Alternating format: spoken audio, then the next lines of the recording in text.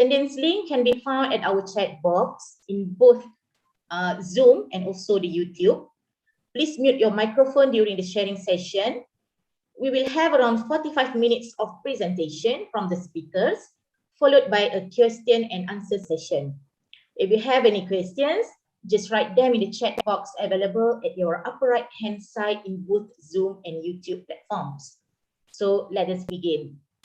As a responsible institution of higher learning of international reach, the International Islamic University Malaysia IIUM actively supports the event to position education and reaffirms the role of education as a fundamental right and public good. In doing so, KICT has conducted a research seminar series that are aligned with IIUM vision and mission. The objective of this seminar is to promote the Sustainable Development Goals, SDGs, in a decisive way that can empower people and contribute to the well-being of the society. For today's research seminar series, there will be a sharing session on JAKIM research grant, assessing the impact of violent online game from Shari'ah perspective. We have here the principal investigator of JAKIM research grant, Professor Dato Dr. Norbik Bashah Idris, and co-researchers of JAKIM research grant, Associate Professor Dr. Suhaila Samsuri, Assistant Professor Dr. Suhaila Samsuri, and Assistant Professor Dr. Aznan Zuhid Saidin. It is now my great pleasure to invite our guest of honor, Professor Dato Dr. Norbik Bashah Idris, to deliver a welcome message to us. Please welcome, Prof. Thank you very much, Dr. Sharifah, Amirah. Bismillahirrahmanirrahim. Alhamdulillahi Rabbil Alameen. Wassalatu wassalamu ala ashrafil anbiya'i wal mursaleen. Sayyidina Muhammadin wa ala alihi wa sahbihi ajma'in. Subhanaka la ilma lana illa ma 'allamtana innaka antal alimul hakim wa anta 'allamul ghuyub. First and foremost, alhamdulillah, and jazakumullah khairan kathira for being here today. Spending your time with this webinar, inshallah, on what I think is a very important topic to be touched by us in IIUM, as well as by the community and the public at large, inshallah.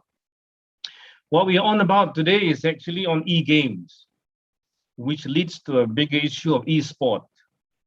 And I think this field is quite obvious that it is becoming more prevalent, it's becoming more dominant, and it's becoming more ubiquitous. They're all the same meaning of the same word. It's getting more popular. And our earlier findings show that the value of this piece of event or technology or whatever in its own industry is about 500 million now in Malaysia alone. So it is important. And the importance of this, we can see that even there is a special TV channel now for the esports. This is now an accepted event in Asian Games and even at the international level and so on. So the interest and the involvement of the society in this particular field is definitely there. And definitely as well of late, the COVID has expedited the interest and the involvement in this area, simply because a lot of people are spending their time together and at home.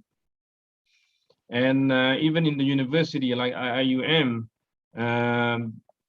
students were there and they didn't have much things to do. And although traditionally we don't allow games in the university infrastructure, pandemic has forced us to be flexible on this. And alhamdulillah, we allowed even games to be played on campus.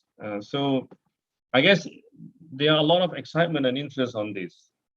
And talking about games, of course, there are a lot of varieties of game, or genre they call it. There are a lot of flavors in games, from the simplest one that I normally play, like Tetris and so on, to the most violent one that you can find.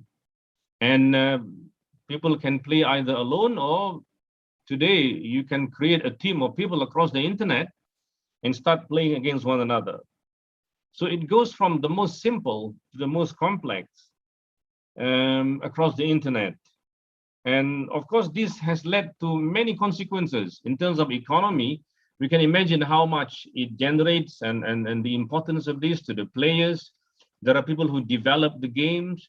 There are people who are around the players, like members of the family. They watch the player going from someone normal to become someone very stressful or excited or screaming and so on.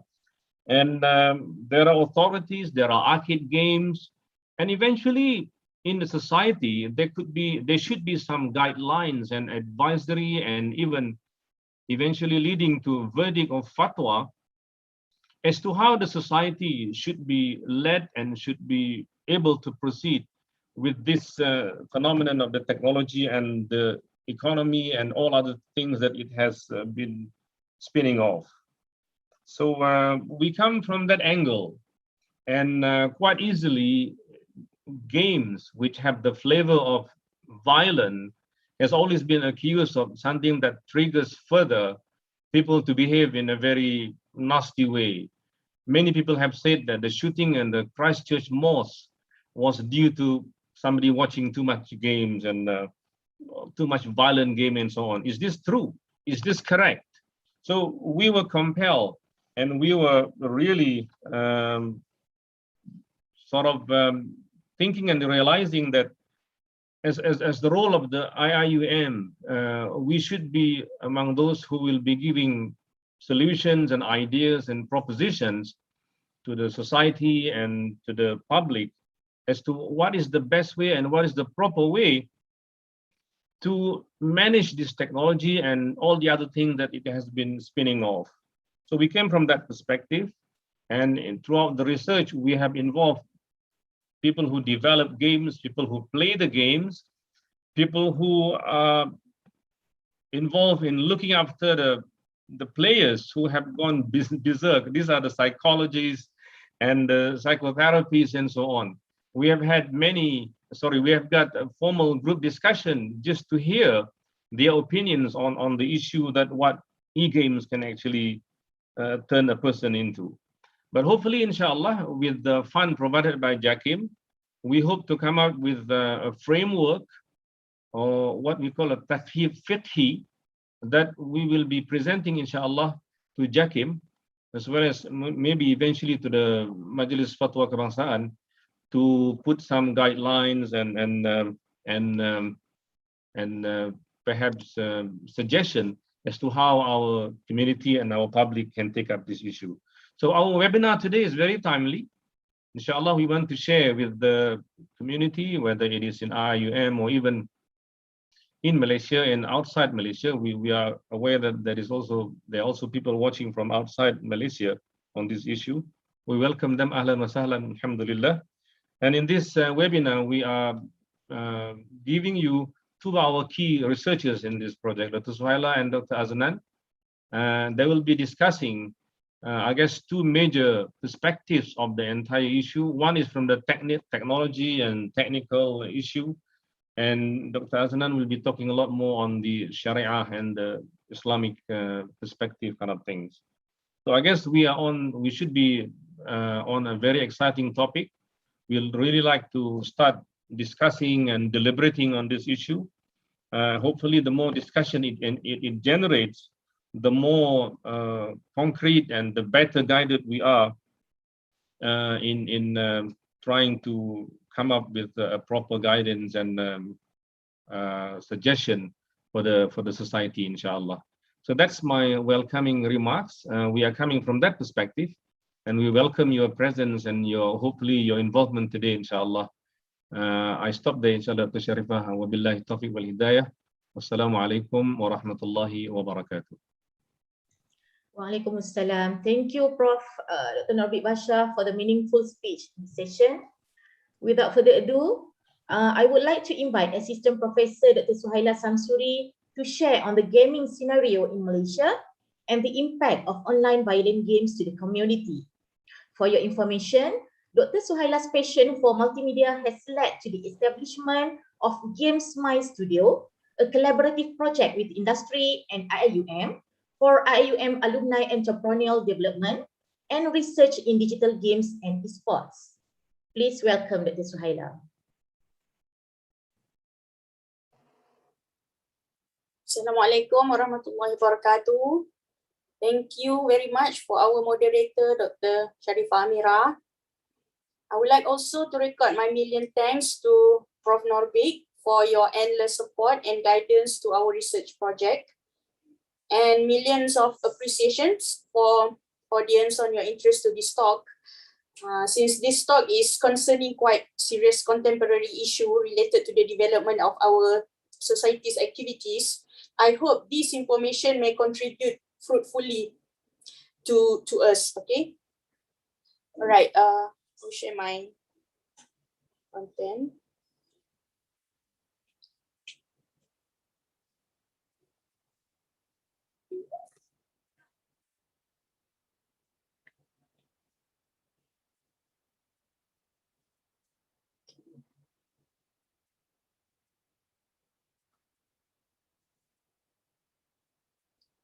Okay. The title today is assessing the impact of violent online game from Shari'ah perspective. Okay. A brief introduction on the seminar topic. So this topic is a part of findings from our JAKIM grant titled Kajian Hukum Mengenai Kesan Permainan Digital Berunsurkan Keganasan kepada Masyarakat. Not so much actually is allowed to be revealed to public, but we will still be able to share some gist of the findings in order to gain some feedbacks from the audience today. Okay. All right. First of all, let me present the facts of gaming scenario in Malaysia as of date. The latest report from gaming statistician Web Newzoo have revealed that in 2019, this is the latest record that I can get, okay, because the record for 2020 not yet been published. So Malaysia's 20.1 million gamers spent an impressive ringgit 2.8 billion. Okay, this makes the country, in terms of absolute revenues, one of the most lucrative markets in the Southeast Asia region. So it means 60.9% out of 33 million of Malaysia population are gamers, including myself. Okay, at the end of the day, gaming is where technology, characters, stories, graphics, and music intertwine to attract people from all walks of. Okay, with these findings, it is not overstated that gaming, as of now, has been the new lifestyle for Malaysian, and the number will keep growing in the future because those young people will become older and also will remain as a gamers. Okay, that is the reason why game industry has become very big potential to contribute in Malaysia economic growth rate for this decade. Okay. Then, based on information from a Germany-based statistic portal known as Statista, men and women are almost equal in terms of the gamer population in Malaysia at 55.3% and 44.7% respectively. Okay, this slide is showing the distribution of players based on their group of age in 2019. Okay, about 39.5% of those aged between 25 and 34 spend most of their time on games, while the second largest segment was contributed by players from the age group of 35 to 44 at 23.9%.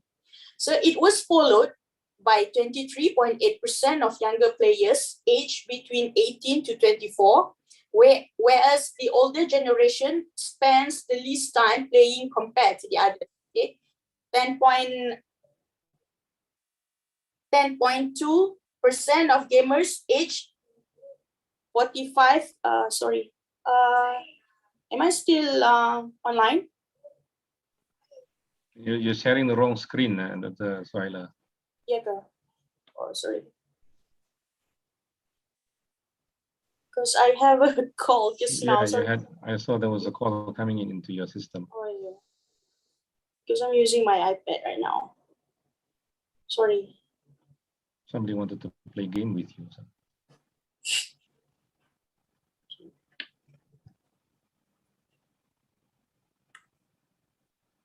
Okay, sorry. We continue. So it was followed by 23.8% of younger players aged between 18 to 24, whereas the older generation spends the least time playing compared to the others. Okay, then lastly, 10.2% of gamers aged 45 to 54, and 2.8% of those above 55 years old. So I wonder whether maybe Prof. Norbik also playing a game or not. So he may tell us maybe later. Okay, right. Then StatCounter reported that a web traffic analysis website in Ireland said that Malaysians generally prefer games with shared preference and multiplayers with audiences from other Asian countries. Okay, we like to be a global player. Okay. Right. Here, slide here. Okay, this is the findings on frequency of playing online games Malaysia 2020 by gender. Okay, in 2020. So in a survey of online gaming by Rakuten Insight in March 2020, majority gamers in Malaysia spend time daily to play games. Okay, men 49% and women 43%. Okay, the same survey also found that a large portion of Malaysia gamers usually played online games on their mobile phones. Okay, this is the selection of type of games that have become the preference, okay, of most of our gamers here in Malaysia. So number one is PUBG.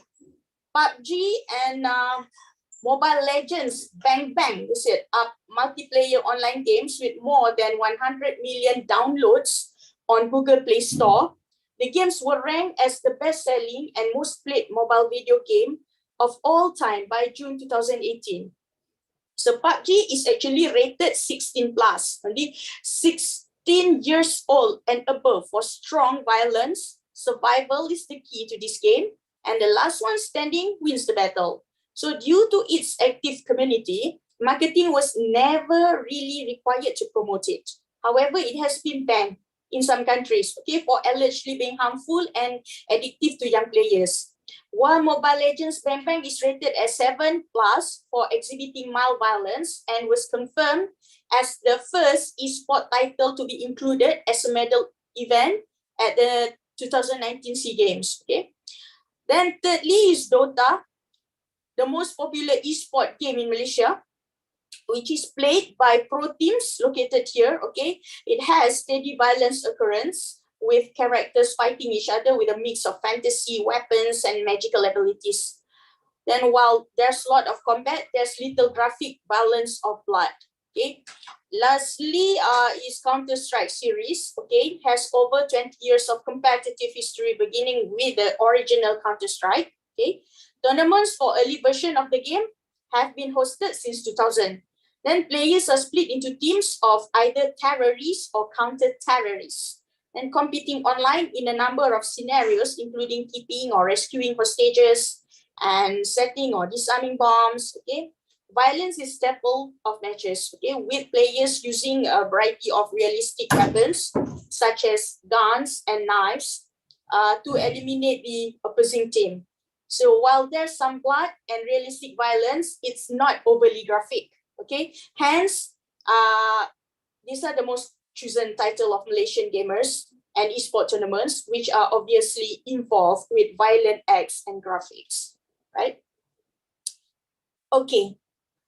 Have you ever played or watched violent games? Do you want to watch it now? So we have in the screenplay here to allow you to watch it. These are the games that your parents warned you about. Welcome to WatchMojo.com, and today we'll be counting down the top 10 most violent video games. Yes! Please be advised, the following, as you should expect, contains mature content. It's also pretty gross. Just to be clear, featuring such over-the-top violence did not necessarily make these games good. In fact, for many of those listed, it's just the opposite. Several of the following serve as perfect examples of how gore porn does not a good game make. Number 10, Phantasmagoria.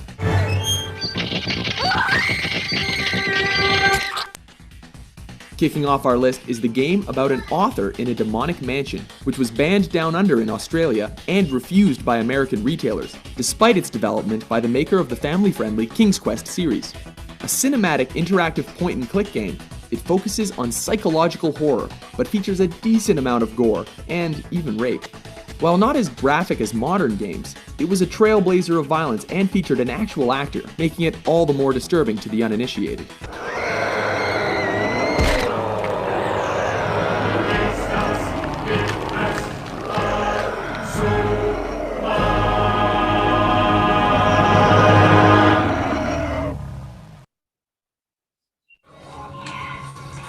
Number 9, Dead Space series.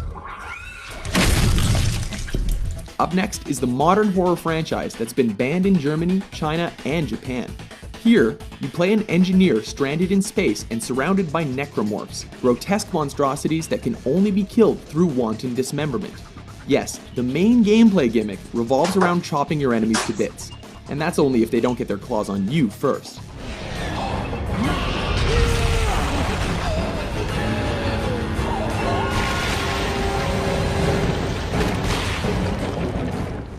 Number 8, the Darkness series. Based on a comic book series of the same name, in The Darkness, you play a mob assassin who possesses the power of an ancient demon. Clad with 2 snake-like tendril appendages, you don't just shoot your foes, but also use your tendrils to rip them to shreds and feast on their hearts in order to gain health and upgrades. Modern graphics bring the horrified looks on your victims' faces to life with disturbing clarity.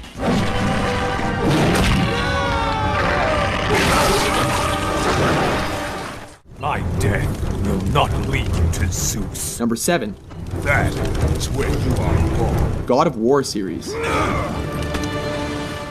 This is the series that brings every figure and creature from Greek mythology to life, only to have you rip their shrieking heads off their shoulders.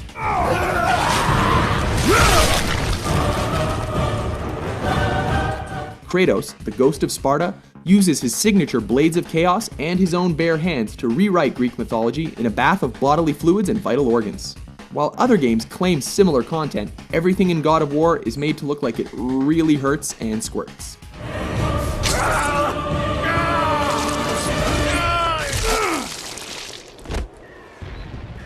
Number 6, the Soldier of Fortune series. Shut up! Okay, so some games let you blow dudes' heads off, but a game that lets you blow half of a dude's head off? This I gotta see.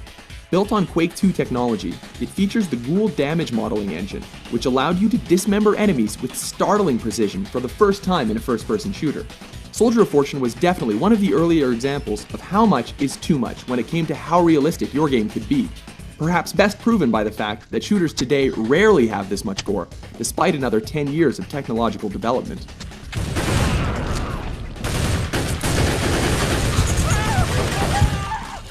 Number 5, Mad World.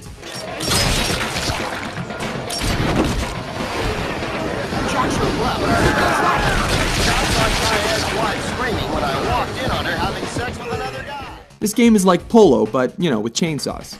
A magnet for controversy that's also been banned in Germany, it ended up exclusive to the Nintendo Wii of all consoles.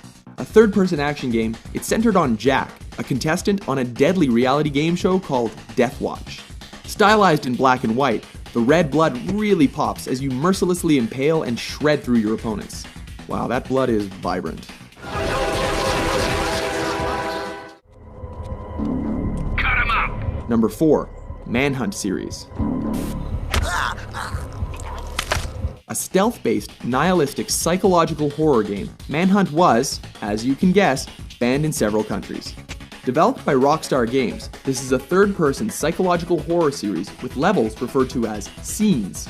Here, players must progress through increasingly violent stages by killing targets with gruesome and realistic executions, and are then graded for their level of brutality. Throw in the fact that you use impromptu weapons like plastic bags and shards of glass, and Manhunt pretty much plays like a serial killer training video.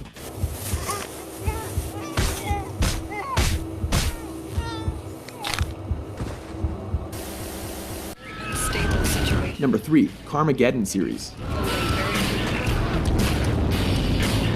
This is quite literally the video game equivalent of Death Race 2000. Carmageddon is a vehicular combat series that has players race against each other, with the main gimmick being that you gain extra points for killing pedestrians.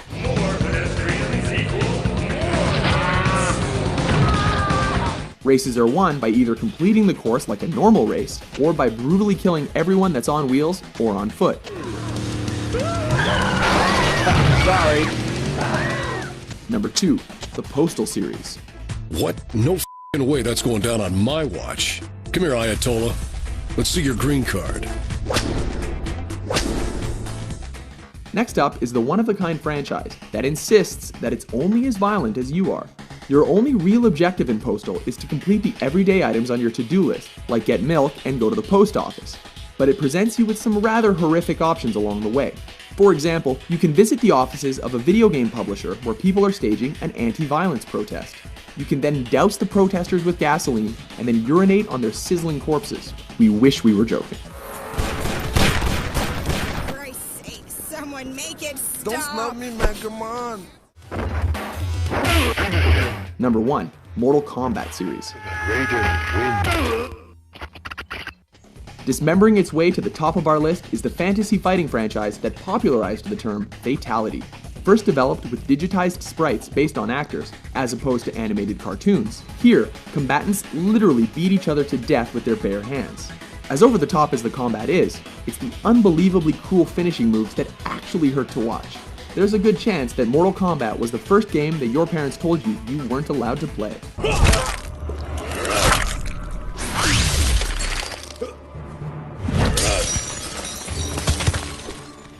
Agree with our list? Which video game cranked up the violence to levels that you had trouble stomaching? For more gruesome top 10s, be sure to subscribe to WatchMojo.com.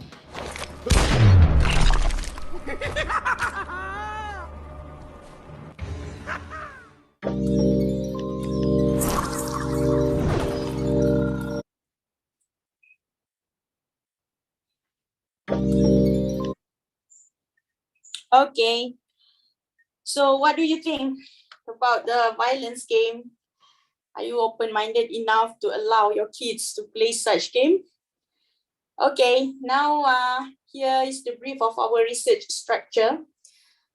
These are only some parts that are allowed to be shared. Okay, our research currently is under collaboration with JAKIM.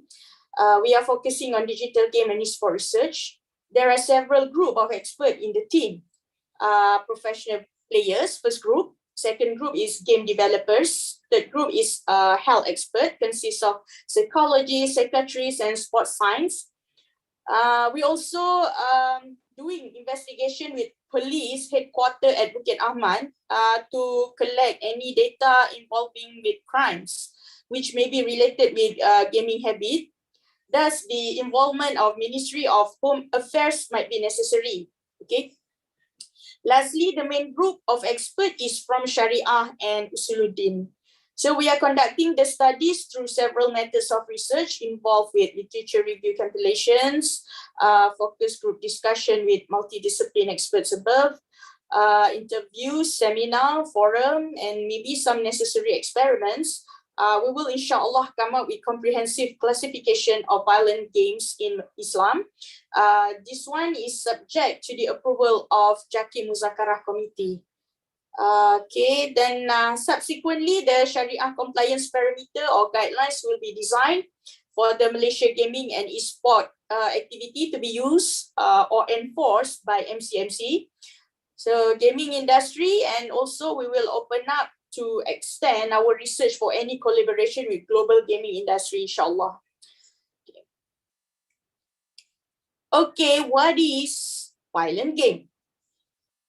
So this definition is according to the certain categories of violent act and visual. So there are main categories provided by Entertainment Software Rating Board or ESRB rating, okay, which are violence, intense violence, fantasy violence, and cartoon violence. Okay, firstly is violence category, which involves scenes with aggressive conflict.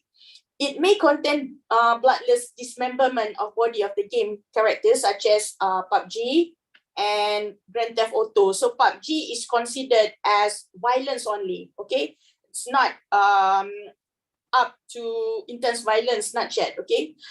Then secondly, is intense violence category. Okay, in this rating, the scene has realistic looking graphic, okay, and visual depictions of physical conflict, like we watched in the video just now. It may involve extreme and or realistic blood, gore, weapons, and depictions of human injury and death, such as Mortal Kombat and Counter-Strike. So if you ever played Mortal Kombat or Counter-Strike, which the graphic is more realistic, so it is considered as intense violence according to ESRB. Okay, thirdly is fantasy violence. The scenes portray violent actions of fantasy nature involving human or non-human characters in situation easily distinguishable from real life, such as Mobile Legends and Final Fantasy. And lastly, cartoon violence, which the scene have violence actions involving cartoon-like situations and characters. It may include violence where character is unharmed after the action has been inflicted, such as Super Mario and Among Us. Yeah, Super Mario and Among Us also can be considered as violence, but it's cartoon violence. Okay. All right. So after several studies, so this is the definition of violent game in Islam. So this is actually the adaptation, okay? The adaptation from Entertainment Software Rating Board. We add the detail, okay? We add more detail into it that in line with which aspect that fall under the concern of Shari'ah law, okay? Shari'ah jurisdiction. Okay, we put it also under 5 categories, okay? We have here 5 categories, meaning we add another category from ESRB, okay? Category A is violence, is general violence. Category B, we label it as extreme violence. Category C, fantasy violence. Category D, cartoon violence. And E is legal violence. Is there any legal violence here? Yes, we have legal violence. Okay, category A, violence scenes involving aggressive fighting acts such as bullying of victims, screaming of victims, roaring of predators, including dismemberment of limbs or bloodless destruction. For example, like PUBG Mobile and Grand Theft Auto. Okay, also same like in ESRB. Okay, we categorize it as general violence. Okay, B, extreme violence involved with realistic graphics and depictions of involving physical combat, limb dismemberment and destruction, including blood and bleeding that look realistic and extreme, the use of any type of weapon, and depictions of human injuries and death, sexual abuse, and women. For example, in Mortal Kombat and Postal series. And then thirdly, fantasy violence, the violent action of a fantasy world that involves a fight between human or non-human characters that are significantly different from the world and life or reality. For example, Mobile Legends, and League of Legends. Okay, fantasy violence also we considered on the Usuluddin, okay, Akidah perspective also can be included in fantasy violence. The cartoon violence, sex of violence, this is almost the same as what is provided in ASRB. And lastly is legal violence, okay. This is realistic and extreme graphics and depictions involving physical military combat, limb dismemberment or destruction, including blood or bleeding that look realistic and extreme, use of various types of ancient, modern, and high-tech weapons, apply physical or vehicle combat tactics, for example, fighter jets, tanks, etc., and descriptions of human injuries as well as death. Okay, for example, Counter-Strike and Fortnite. Why it's legal? Because it's usually helping military in their training. So it is allowed in Islam, okay, for us to have realistic violence for the purpose of military training. Okay. Right. Now, our concern is what are the impacts of this violent game? Okay, do you know what are the impacts of these violent games? So according to the previous studies, which are mostly conducted by Western scholars in Western countries, okay, there are 4 major impacts that are still require further investigations. Okay, first impact is human aggression. Okay, human aggression here.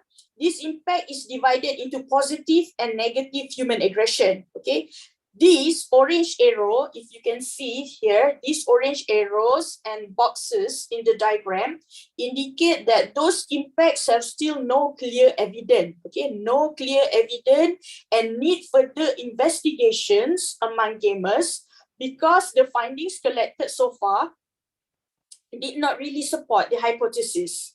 Okay, so however, this green boxes finding shows clear evidence, although it still requires further studies with different respondents' environments.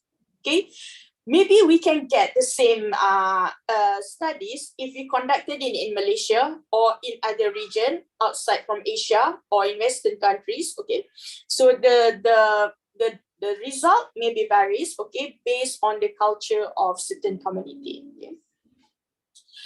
Then according to the previous findings, refer to the first green box here, okay, there are 3 significant positive human aggressive effects that have been reported from the habit of playing violent digital games. Namely, firstly is competitiveness.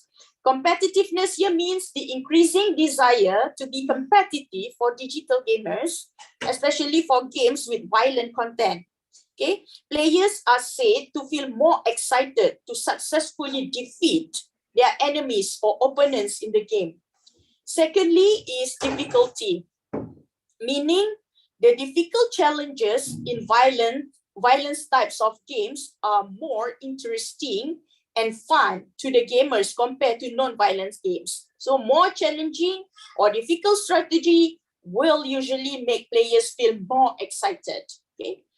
Then thirdly is pace of action. So it refers to the rate of action or response of a player of a violent digital game will be faster and more efficient than a non-violent game.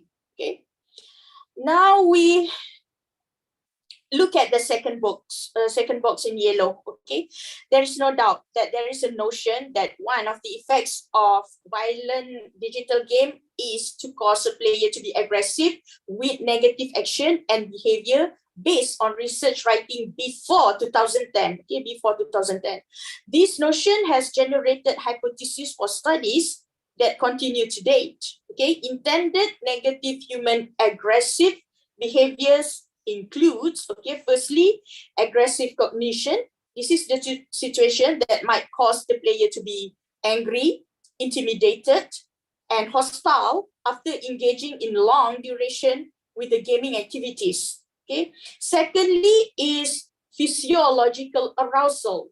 So this impact might cause a sense of fear and anxiety with the situation in the game. So it is like a telepresence or sensation experienced by the player to be in the game story. Okay. Thirdly is aggressive behavior. For example, the player might have the tendency to break the rules or showing behavior that is detrimental to oneself or others. Okay. Lastly is violent behavior.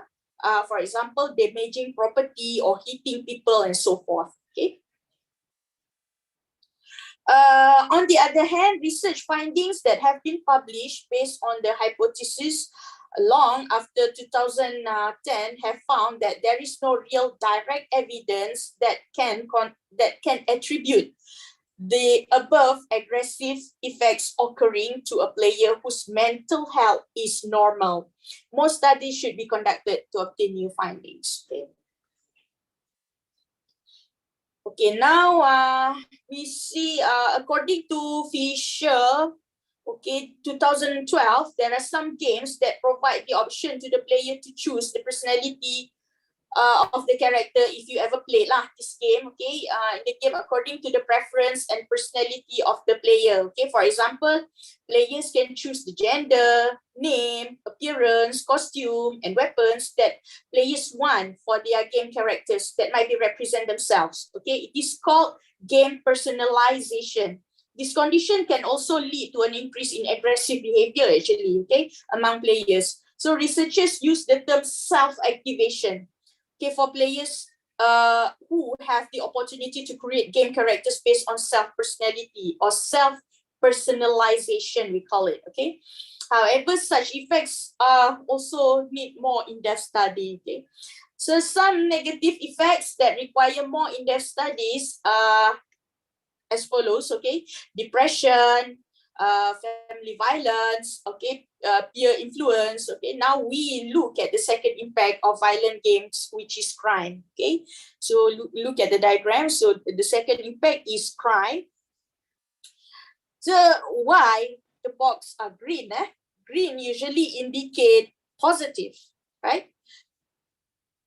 Some research were conducted in the United States, okay, in 2011 to study the relationship between playing violent games and criminal behavior. Yet the result shows that relationship between violent game play habit and crime rate is negative.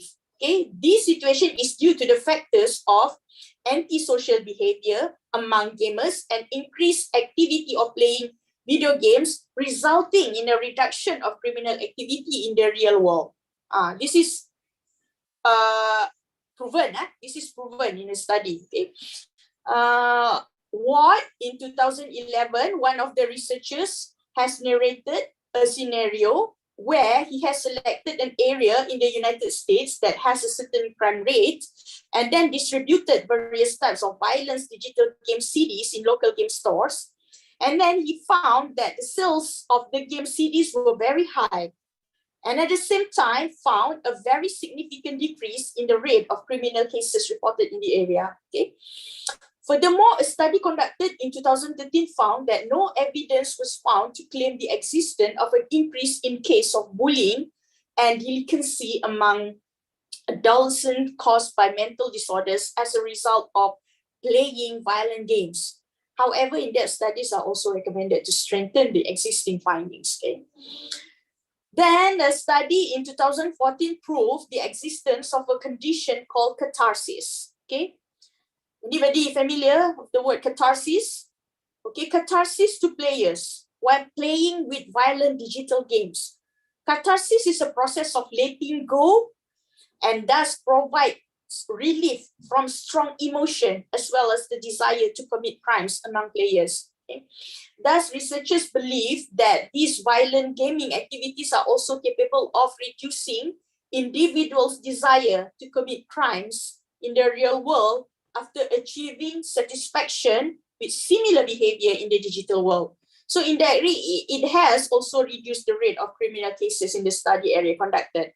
So meaning here, if you feel like you want to kill somebody, better you playing games, okay, rather than you really kill them in real world, okay? All right, the third impact. So you see the third red box here. Okay, the third impact of playing violent game is human desensitization. Okay, or the lack of sensitivity sense has been impacted on individuals who play violent digital games against a number of conditions. Okay, survey were conducted around 2012 to 2014 on players' views on violence against women and media content. Their views have shown a diminishing sense of sympathy and empathy for the two conditions. And it is increasingly considered a normal situation. This is quite alarming, okay?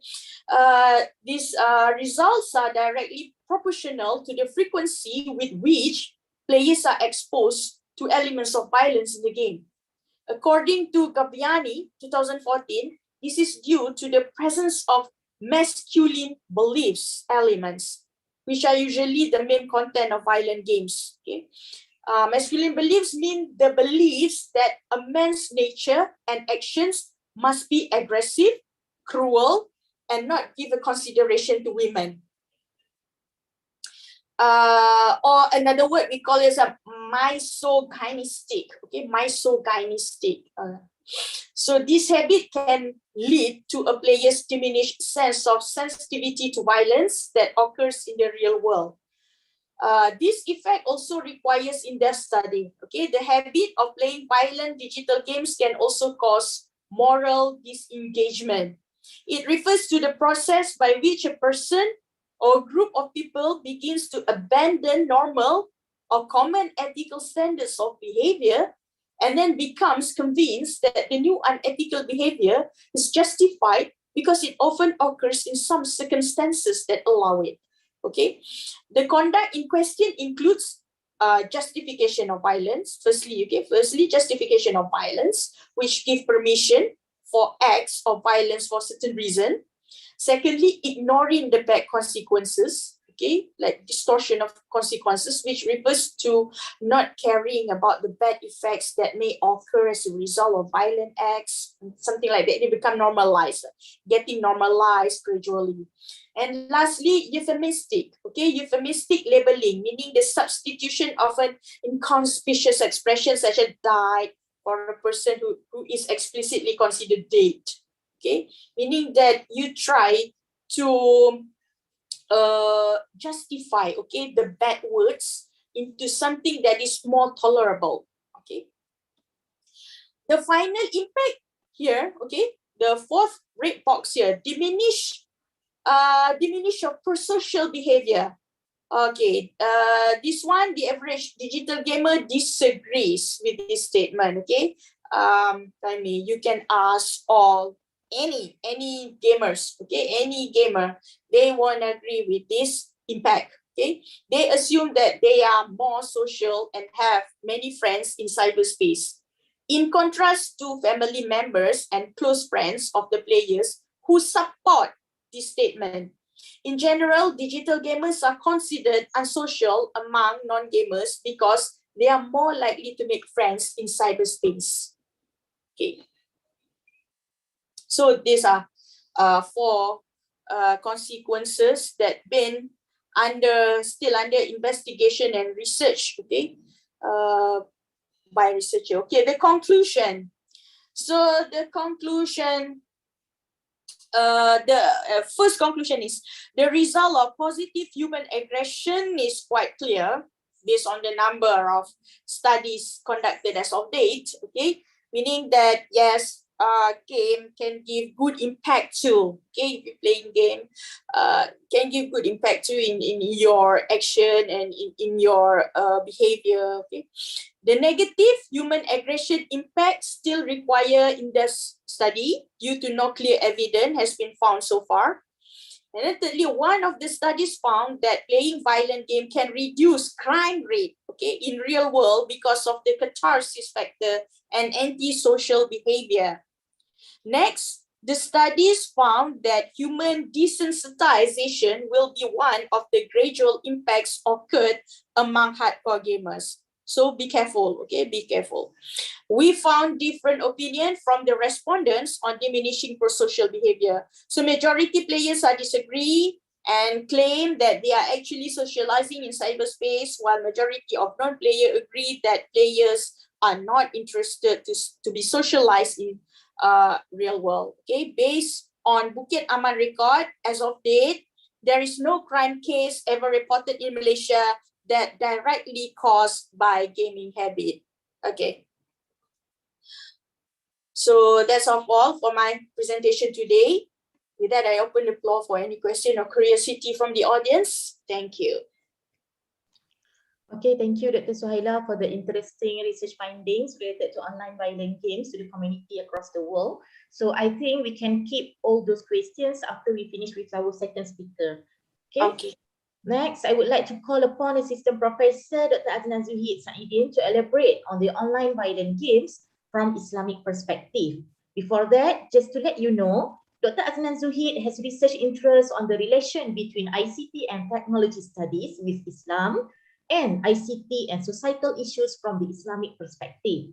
He has written and presented on these topics in local and international publications and conferences, as well as been invited as a speaker by various organizations. All right, the floor is yours, Dr. Aznan. Okay, thank you, Dr. Sharifah. Let me share my screen.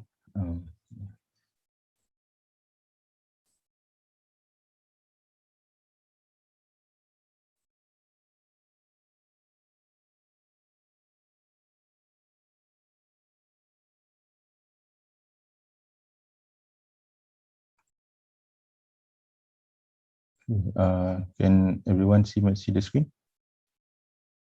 Yes. Yeah. Okay, Bismillahirrahmanirrahim. Assalamualaikum warahmatullahi wabarakatuh.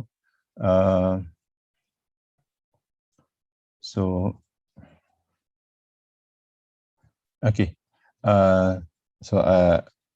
I would like to continue on where Dr. Suhaila has from where Dr. Suhaila has mentioned just now. Okay.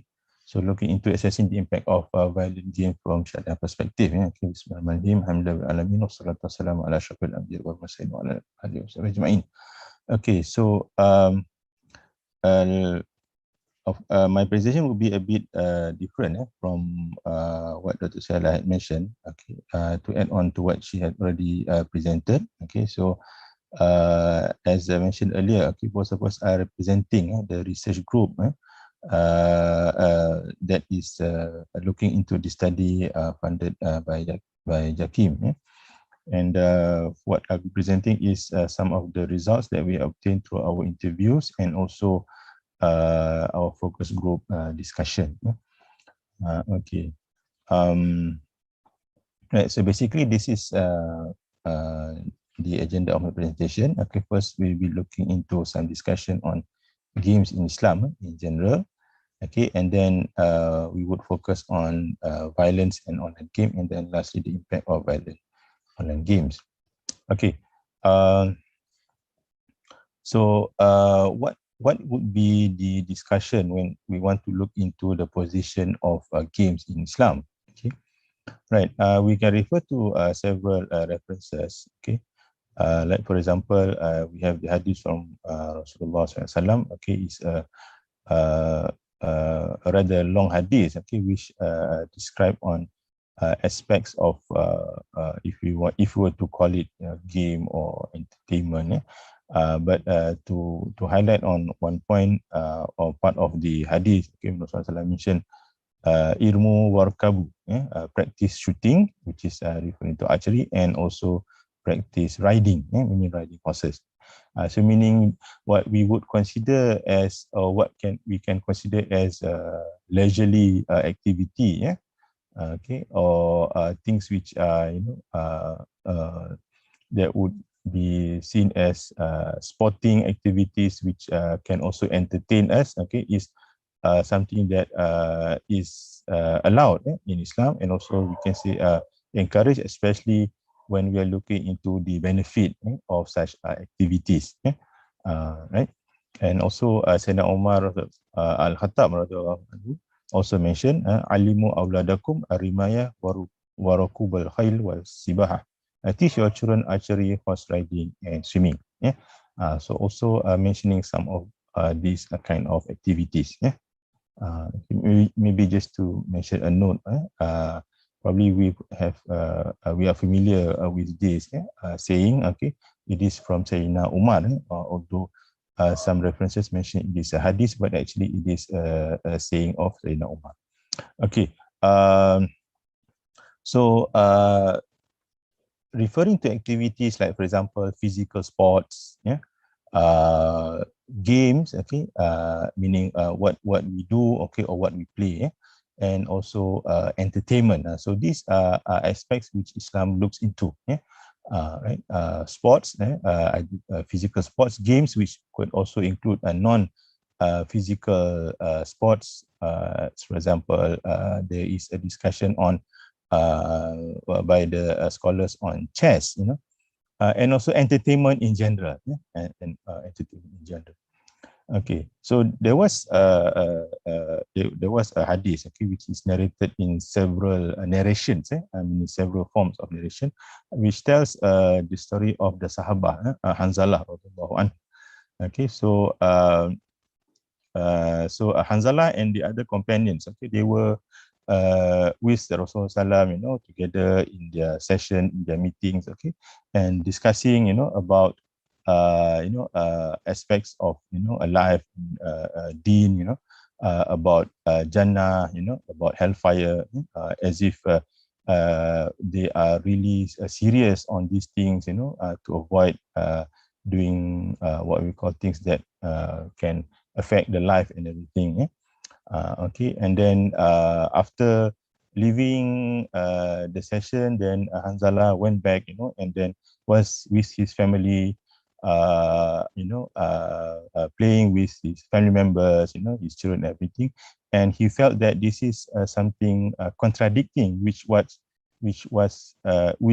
he had done before. Okay, when he was with Rasulullah. So he went to Sayyidina Abu Bakar, and he mentioned about this, and because he felt that he is guilty, as if he is like what we call hypocrite. At one time, okay, very serious, talking about hereafter and everything, and then the next and at the next instance, happily playing around, okay, with his children and everything. Okay. So he mentioned this to Sayyidina Abu Bakar, and Abu Bakar said that I'm also like that, okay, so I also do the same thing and feel the same way, so Abu Bakar said, why don't you go and ask Rasulullah? Okay? So when Hanzalah met Rasulullah and mentioned about his concerns and everything, so what did Rasulullah replied to him? Okay, so that is mentioned in the hadith. Ya Hanzalah, sa'atan wa sa'atan, walau kanat takunul qulubukum kama takunu 'inda zikri la sahafatkumul malaikah hatta tusallimu alaikum fit turuq. Oh Hanzalah, there is a time for this and there is a time for that. If your hearts are the same as when you are with me, the angels will shake hands with you and give salam to you on the streets. Okay. What does Rasulullah is explaining in this hadith is that there is a time for everything. Okay, there is a time for us, to be focusing, for example, on ibadah, increasing our ibadah and everything, and there is a time for us to do other activities. And Rasulullah mentioned that in whatever situation, if your heart is the same, meaning even though you are not, for example, doing ibadah or listening to tazkirah or whatever, but if your heart is still the same in remembering Allah Ta'ala, or what is Rasulullah mentioned here is the same as if, when the Sahaba is together with Allah, then it is not a problem. Okay, then Rasulullah was saying that even the angels, will praise you, even though you are not in ibadah, but your heart is, as if you are together with Rasulullah. Okay? So, but the main point here is that Islam is not a religion whereby you have to always, do salat every time or do zikir physically every time and so on. Because there is a time for what we call many activities, as long as your heart is always, with Allah Ta'ala. Yeah. Okay. So the discussions of the scholars had described the position of games or activities, or we would say entertainment, including sporting activities. Okay. So they should avoid anything which is prohibited in terms of, for example, the content. What is within these games? Is there any content which is, we can say, prohibited in Islam, or in terms of the way or activities related to playing the game or the sport, for example, gambling. Okay, so like we know, in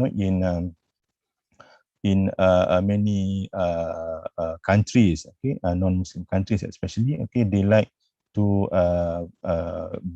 do what we call betting on sporting activities, like football or baseball or whatever. Okay, so the sport is okay, like in the sense that it gives some physical exercise. There is what we call some entertainment to it. But on the gambling activity, so that would make that element, of the game or the sport, to be prohibited. Yeah? Okay, and then it shouldn't cause any kind of negative impact.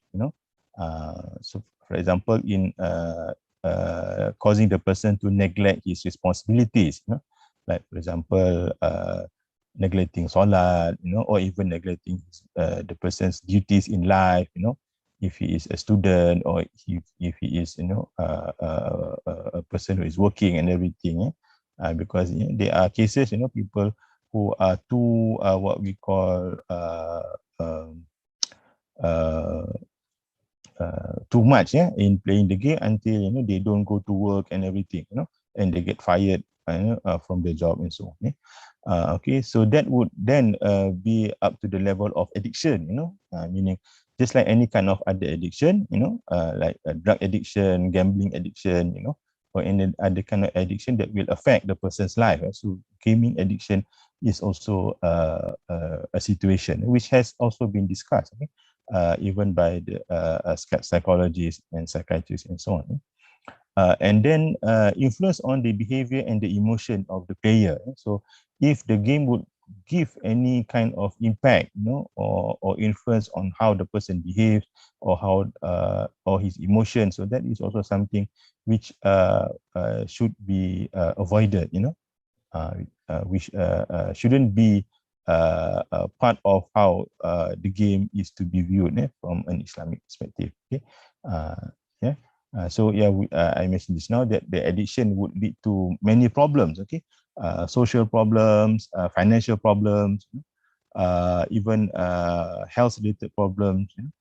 People have face mental problems and even death. Because of too much of playing the game. So this is something which is not what we call in line with how Islam views games or entertainment. Okay, and also looking into whether or not the game would have any benefit for the player or wouldn't or would give a negative impact. So that is also something. If let's say playing the game does have some benefit, so then that would be that could be taken into consideration. But if playing the games would give a negative impact on the person, then that would be, of course, something which is contradicting. Yeah. Okay. Right. Violence and online game. Yeah. Of course, we have already heard what Dr. Suhaila has mentioned in detail. On this aspect. Right. The example of the game that Dr. Suhaila showed us just now, we, as mentioned, those games were banned. Example of banned games. And in Islam, the acts of violence is generally prohibited. Okay. In Islam, violence with no reason, with no purpose, is prohibited in Islam.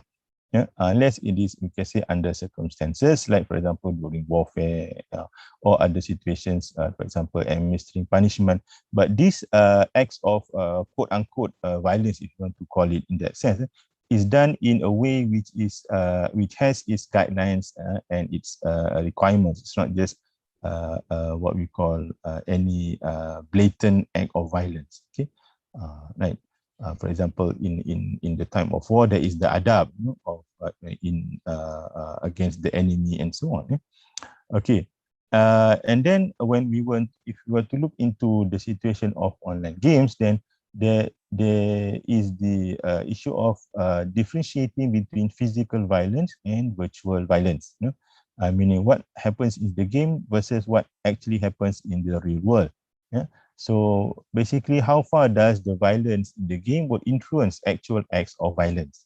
So that would be the what we call main question. Yeah?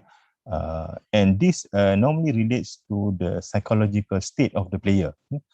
Meaning how mentally stable is that person, or does this person exhibit any kind of other psychological problems that would eventually make him to be influenced by the elements of the games within the elements of the violence within the games.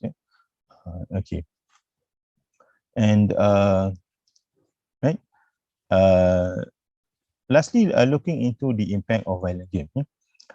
Okay, so the effect of the player. Okay, the effect on the player to act violently or otherwise. Meaning that after looking into the person's psychological state, so how would the game, would have the effect on that person. Okay, so it might be different from individual from one individual to another. Okay, so this is also in relation to whether or not the amount or rather the frequency of the game, of the player playing the game, okay, which could eventually lead to situation of addiction. Okay, so meaning in controlling the effect or the impact of the game on that person. Okay. So that is we can say to see how much impact of the violent game has on the person. So that has been elaborated in detail by Dr. Suhaila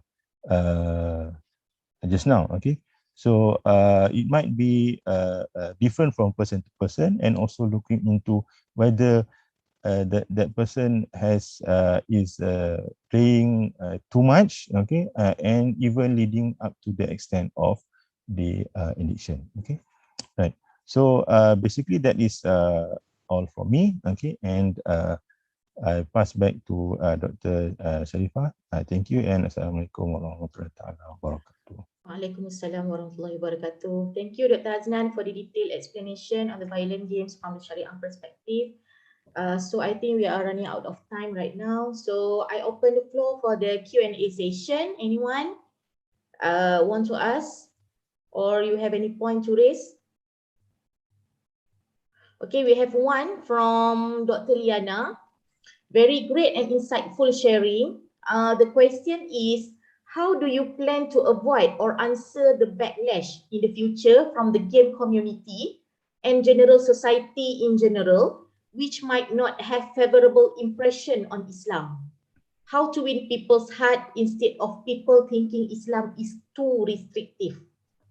It is available in our chat box. Maybe one of our speakers want to answer this question. Okay, maybe I can give some response. Maybe Dr. Suhaila can also respond as well. Okay, in terms of the possible backlash, you want to put it that way. What we are looking into is proposing some kind of guideline, which is similar to what we already have, as what Dr. Suhaila has mentioned just now from the ERSB. So there is already a rating system in place. So what we will be proposing is we can say some kind of either rating system or categorization or description that would mention what would be the how would I say this permissibility or the situation of that particular game in terms of whether or not it is we can say allowed or disallowed, and so on, and what are the reasons why are they allowed there or why are they are disallowed. Okay, so of course that would be our proposal or suggestion to the Islamic authorities. Of course, the final decision is in their hand. But the outcome of it wouldn't be like we would say like everything is not allowed. Okay, all right. Or you can say you can't do this and you can't do that. Okay, because there would be the guideline. Okay, or we call it the parameters that we would be proposing, which is based on the Islamic or the Shari'ah perspective. Yeah. So if we can see this as, we can say, another form of guideline, or another form of, if you want to call it, rating system, or parameters, which we can say is kind of like an alternative, you know, or a different perspective from the current rating system. Yeah. Okay, I hope I answered that question. Maybe Dr. Suhaila also want to add anything to that.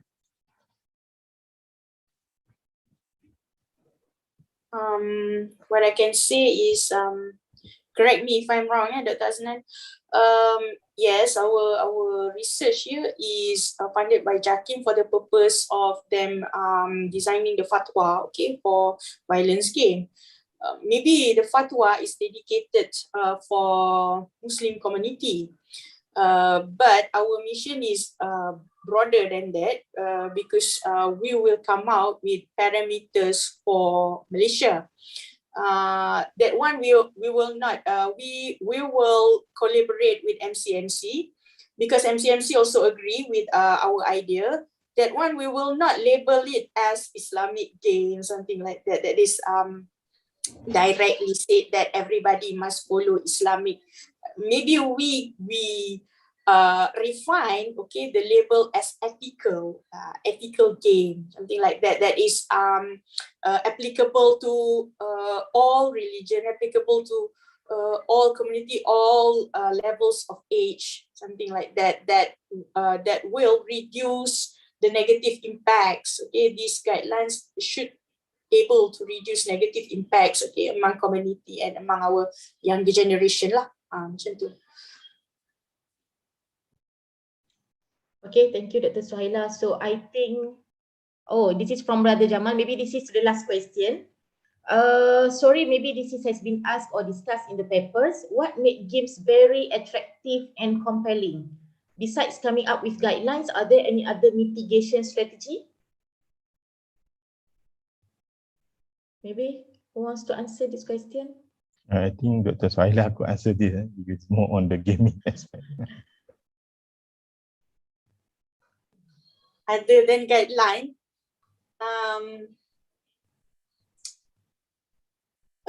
what is most compelling? Yeah, usually gamers are really interested in the storyline, and the action, and the impact, the experience that we give them. So I don't know whether I'm answering Brother Jamal question, but maybe Brother Jamal can enlighten me, bagi saya faham soalan ke apa. Sorry. Okay, what I'm asking is basically what make it so compelling that people willing to spend hours and hours of their time, wasting their time actually playing games. I'm talking about the extreme side. And there are people who play this game maybe once a while, that's fine. But I think what we are worried in this discussion, probably the extremes, yeah, playing extreme game. What makes young men and women like to spend their time in that way? You know, it's like asking. It's almost similar to like asking why people smoke cigarette even though they know it's going to kill them. Yeah. So in the case of game, what make it, you know, what make it tick? Okay. Thank you for the question. okay, it's like a human nature. Like they have the interest. Like some people really love to watch movies. Okay, immerse into that the storyline. I think same goes to the gamers. Okay, they human nature, they prefer to divert, okay, the conflict of their real lives into something that is more fantasy, yes, it's more exciting, that they can empower, okay, in that world. For example, those who like escapism lah. Escapism lah. Yes, escapism.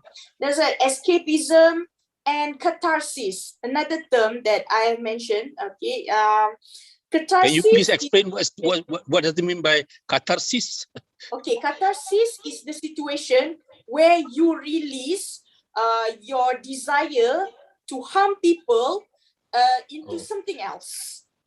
Meaning that if you have the desire, you get angry, okay, you get angry to some people. So in order for you not to take action into that person, okay, you playing games, and in the games you can do whatever you want for your enemy, okay. You lepas geram lah.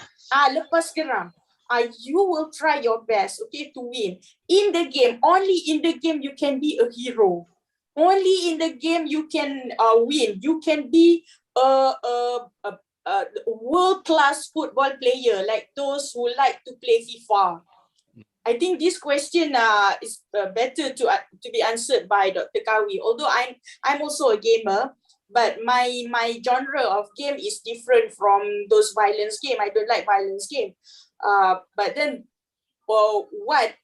based on my study, okay, people really okay. One of the gamers, okay, would happen to be who happened to be our lecturer in Kuliah Engineering, said that in order for you to overcome your frustration of your English league, the lose of your English league, okay, you tend to play the football in a game and you try to win that team, okay, for your self-satisfaction.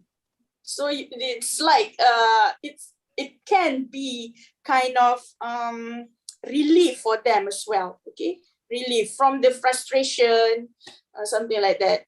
Okay, if you maybe dream to be Messi or Ronaldo, yes, you can be kind of you can make your dream come true, okay, only in the game. So this is one of the factors that makes our younger generation really crazy about game. One is escapism. One thing is the storyline, okay, the storyline that they're really interested, okay. It also can be a kind of therapy. For me, it can be a therapy, okay. For my I've been a lot of very hardship situation. Yes, game can be one of my therapy. Okay, thank you, Dr. Suhaila, and also thank you to Brother Jamal for asking this question. So I think it's almost 4 p.m. So it's time. There's another question, I think, Dr. Sharifah, in the chat. Okay, because the Zoom will be automatically shut down at 4. Yes. At 4, okay. At 4 p.m. Maybe if you have any other question, you may directly email to Dr. Suhaila or Dr. Aznan. So they will later to respond to your questions. Okay, so thank you for all the speakers. Inshallah, we are looking forward to having you again in the future. Thank you very much to the Office of Head and Research and Innovation, together with ICT Promotion and Marketing team for organizing this seminar. Thank you everyone for your participation. We hope to see you again next time, inshallah. Let's end with tasbih, kifarah dan suratul As.